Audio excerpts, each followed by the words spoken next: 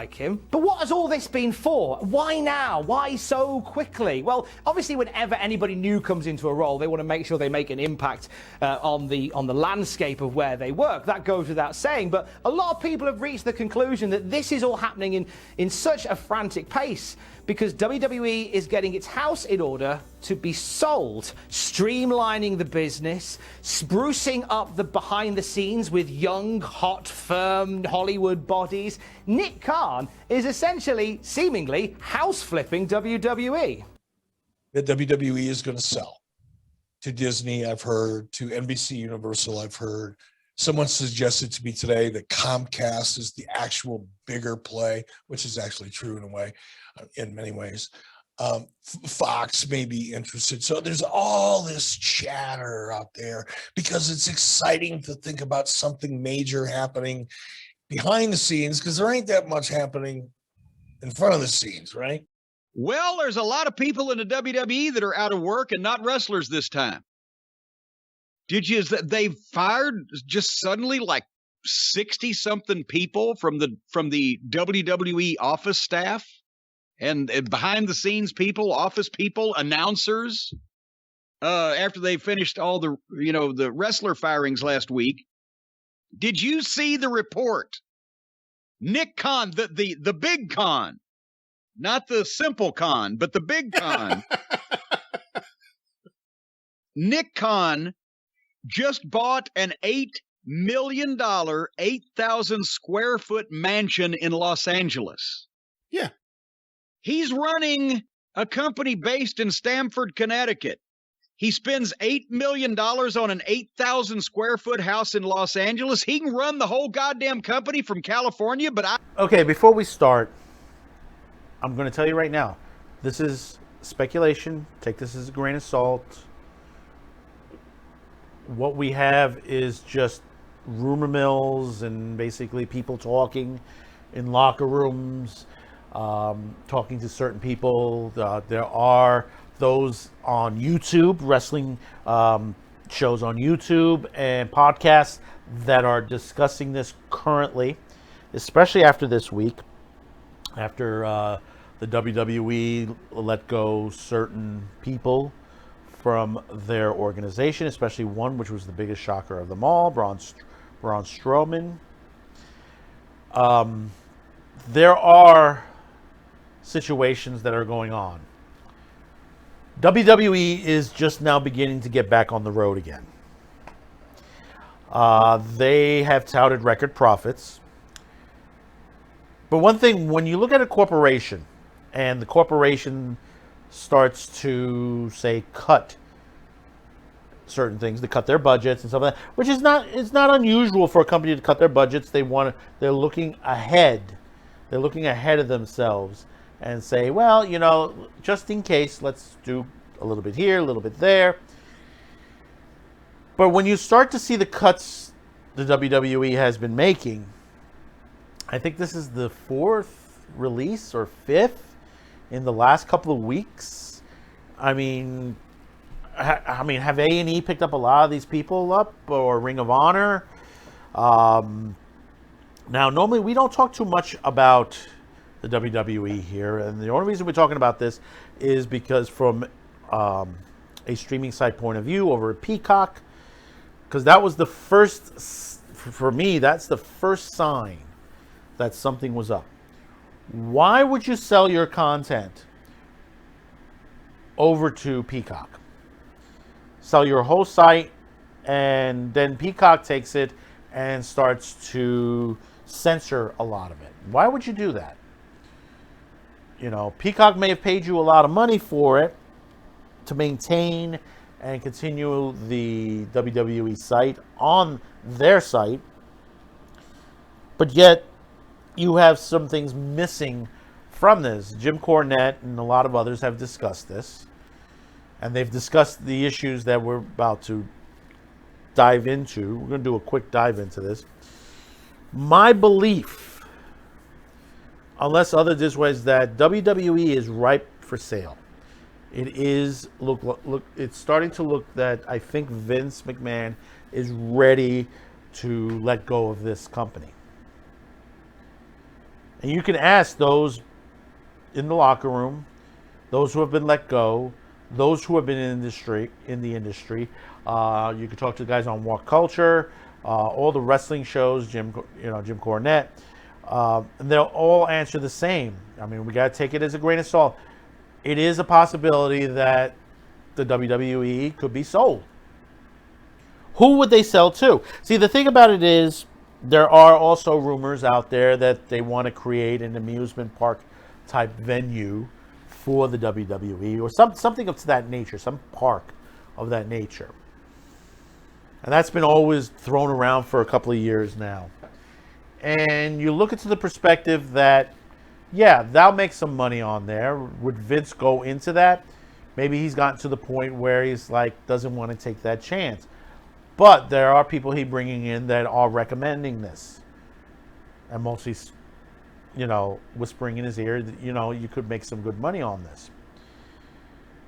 People they said, well, maybe Disney will come along and buy it and put it into that park. Not unheard of, because if you remember WCW back in the days, they were down that road themselves. They had their situations, and they had wrestling events done in one of the amusement parks down in Florida. And it was Universal Studios. I remember back then, seeing Ric Flair in the park with his family, and a lot of people were like, hey, it's Ric Flair, because they had an event that evening, which was set up. If you took the tram ride, you went right past the ring during the tram ride in Universal Studios. And this was an event that, that pushed the limits to get people to acknowledge of WCW. That's what they tried. It's not the first. And it's probably not going to be the last. Would Disney buy them up?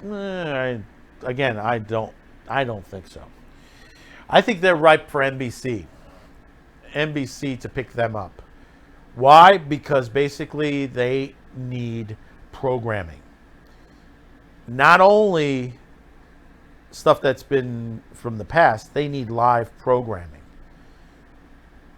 They're trying to centralize everything. They're closing their sports networks and mostly going to link it to USA Network and Peacock. And part of the, as they say, part of the programming from the sports end is going to be behind a paywall, which that upset a lot of people. We've discussed this before. A lot of the soccer stuff is behind a paywall, which used to be not under paywall when NBC had their programming on there. But all these streaming sites, they're circling the wagons. They're buying into each other. You're hearing MGM and Amazon and this company and that company. Other companies making Tubi TV, making a deal with Toei and Shout and all that. You're seeing all these deals come across. Is it so unusual that WWE could be sold? No, not at all. It damn straight could be sold. Industry people are saying it is ripe up for sale. There are tons of videos out, including this one, that explains, yes, it could be. Is it going to happen? I have no idea at this point. There is no full evidence from the upper offices at WWE that this is going to happen. There's nothing that Vince or any of his people above, for all we know, is that they could be reorganizing and letting Triple H and his daughter run the company. I don't even think Shane is not involved that much anymore in the company itself. But the Strowman let go was a big shocker. I mean, his contract was big, millions. And still had, I think, 2 more years in the contract. I think 2023 was the end of his contract. And then they just let him go. I mean, some of the other people, you know, if you go on the Cornette podcast, you know, he goes on some of the people that, yeah, we saw this one coming and we saw that one coming. Understandably, some of the let goes were on that. But when you start to let go of the big money ones, and you're saying, well, we're trying to save the budget, Why? Why did you let go of the big ones? You let go of a bunch of small ones and keep the big ones. You know, some people saying, well, maybe they're just trying to let people go and not control all of the industry itself. No, Vince wanted complete control. That's why he ended up buying ECW. He ended up buying WCW. He took out his competition. As popular as AEW is, it's still building.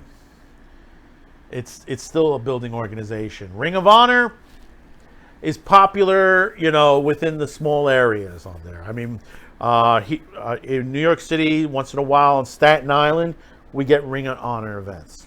You know, it's similar to the Rocky Mountain Wrestling and some of the other small wrestling organizations on there. I mean, there's a couple of small ones out there, but they're not, you know, they're not at that level where they can compete with the WWE. The WWE, as much as you, like, I don't even hardly watch it as much as I used to. It's, you know, not the way it used to be. Things have changed. A lot of things changed. You know, you see some of these wrestlers have become actors in movies and things like that. Did you know back in the day, and there was a story someone put out that Hogan got fired by Vince Sr. because Vince Sr. always had the thought, you are a wrestler. That's all you do. You're not an actor. You don't go on TV. You're just a wrestler. That was the thoughts back then. And you know, now it changed. You see who's big out there? Rock. The Rock is big out there. You know, Stone Cold has his TV shows. And the same thing with a bunch of others that, you know, you would think under their contracts, they wouldn't do it. And you saw some of the problems of the contract, some of the wrestlers that they've had to quit or got fired because of their Twitch accounts, their social media accounts on there. You saw that whole thing back right before the pandemic.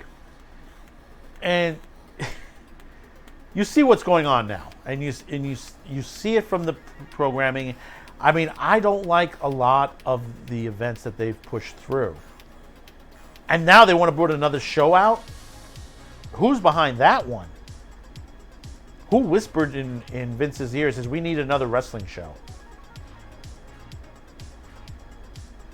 I mean, the Raw and all that SmackDown, they're doing okay for the parameters, but, you know, they're not gaining traction like they used to.